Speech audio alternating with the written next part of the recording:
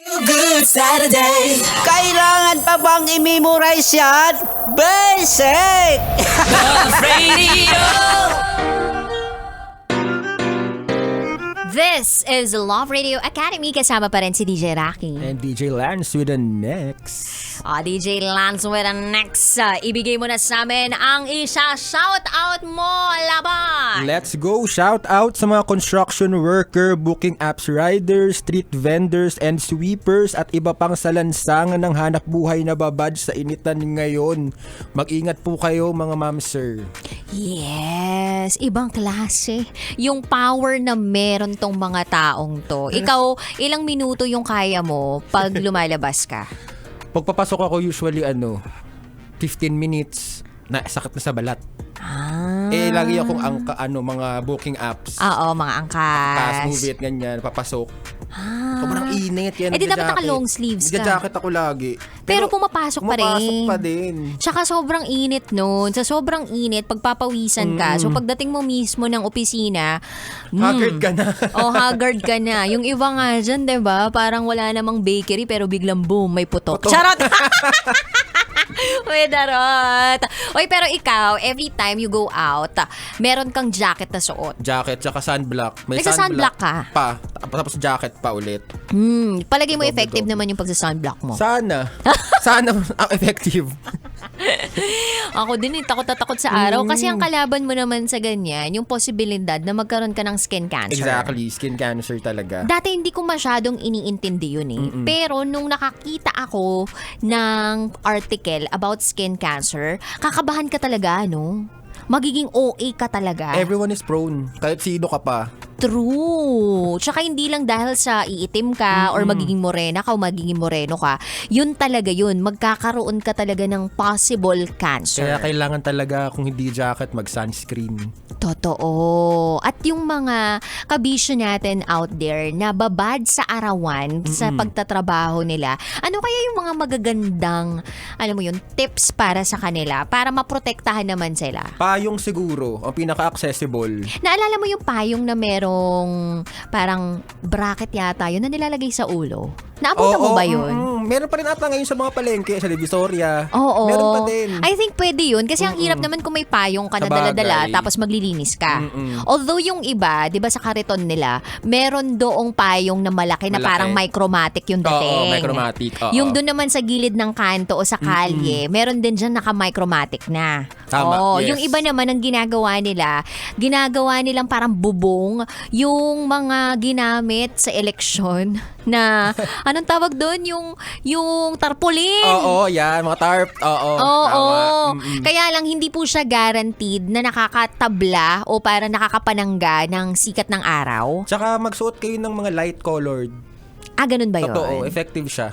Kung sa bagay, sabi nga nila kapag direct kang parang lalagalag sa arawan, kailangan light color yung Para di ano masakit mo. sa katawan. Oo, kasi i-absorb kapag dark color Correct. yung damit na sinusuot mo. Correct.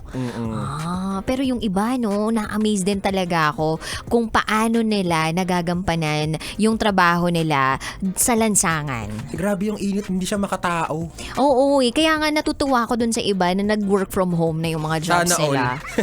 Hindi, seryoso Oo yun. nga. Sa sobrang init ng panahon ngayon, yung pagta-travel mo, hindi mo sure kung stroke ka na, diba? Sa kalagitnaan. Pero kasi yung mga trabaho na alam naman natin kinakailangan na nasa lansangan, na hindi maiiwasan kasi yun talaga yung hanap buhay. Kailangan. Ano kaya yung mga pwede pa nating maibigay? Naalala ko nga kami sa Operation Tulong sa Love Radio, nagbibigay kami ng tubig. Libre ha. I was about to say nga tubig. Ayan. Magbaon ng tubig. Magbaon ng tubig. Pero kasi minsan sa iba hassle magdala ng tubig, 'di ba? Pero anong gusto mo? Hassle sa'yo o talagang mamamatay ka na? Yun na nga. So, ayan, ang paalala po naming dalawa ni DJ Lance with an X ay magdala ng tubig, magpayong, na kung pwede sinusuot doon sa ulo. Basta nasa silong po kayo. Paano naman kaya yung mga nagmumotor? Ayun, yung sa mga motor naman, naka-helmet naman sila eh. Kahit pa paano. Tsaka, Talagang protektado sila, long sleeve sila lagi. Oo. Tsaka kulang na lang talaga, magdala na sila ng yung bubungan. Ang nabibilib pa ako, yung mga nagwawalis. Yung mga street sweepers talaga. Oo. Grabe. Tsaka marami dyan, mga kababaihan. Imaginein mo yan, di ba bilang babae, minsan maarte tayo sa balat natin eh. Mga nanay. Oo, ganyan. pero hindi alintana yung mga balat-balat na yan basta pag sinabi natin kailangan kumita para sa pamilya. Gagawin lahat. Totoo. Ikaw, ano nang nagawa mo para sa pamilya mo? Ano ba? Yung parang pinakasakripisyo mong nagawa, naging pang graveyard ka na ba ganun? Parang wala akong maisip na sobrang OA na nagawa ko for my family. Siguro, Hindi, yung cargo mo sarili mo. Oo, yan. 'Di ba? Yung parang hindi na tayo magpaintindi sa kanila. Independent ka na. Ayan. Oo, sa yan lahat- siguro, ayan. Yun, isang malaking tapyas na yun sa kanilang mga bills na hindi ka na nagpapaalaga sa kanila. I mean, nagpapaalaga ka in the sense na may lambing pa rin sa kanila, kailangan pa rin sila, ganyan. Pero yung mga bills para sa sarili mo, ikaw na yung kumakargo. Magugulat na lang sila, umuwi ka galing ospital. Ngayon sa akin nung nakaraan. Talaga? May ganung peg? Kumbaga parang na-hospital ka na lang yung... Di nila alam. Sobrang independent mo. Di nila Grabe alam. naman yun. Parang sinugod mo yung sarili mo sa Ano lang ospital. naman ako, derma lang naman. Derma. Pinacheck ko lang yung parang kate-kate. Huy mahirap din yung may mga kate-kate.